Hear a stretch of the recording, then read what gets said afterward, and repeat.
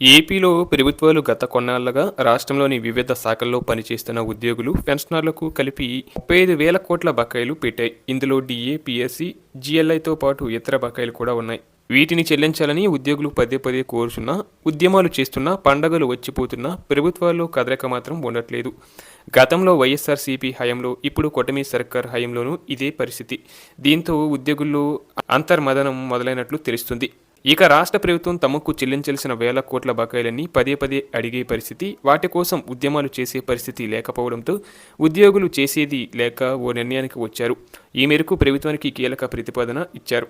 ఈ మేరకు ఏపీ ప్రభుత్వ ఉద్యోగుల సంఘం రాష్ట్ర ప్రభుత్వం ముందు పెట్టిన ప్రతిపాదన ఇప్పుడు ఏపీతో పాటు ఇతర రాష్ట్రాల్లో సైతం చర్చనీయమవుతుంది. అదేంటంటే రాష్ట్ర ప్రభుత్వం చెల్లించాల్సిన బకాయిలు విలువైన భూమిని ఉద్యోగులకు ఇవ్వడం. ఈసారి రాష్ట్ర బడ్జెట్లో ఉద్యోగులకు చెల్లించాల్సిన కోట్లాది రూపాయల బకాయిల చెల్లింపు కోసం తగిన నిధులు కేటాయించాలని, లేకపోతే వాటి స్థానంలో ఉద్యోగులకు భూమిని ఇవ్వాలని ప్రభుత్వ ఉద్యోగుల సంఘం కోరుతుంది.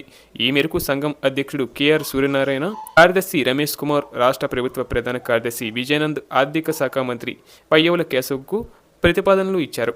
అలాగే ఈ నెలలో ఎమ్మెల్యేలు, ఎమ్మెల్సీలకు కూడా ఉద్యోగులు, పెన్షనర్ల సమస్యలపై వినతి పత్రాలు ఇవ్వాలని వారు నిర్ణయించారు.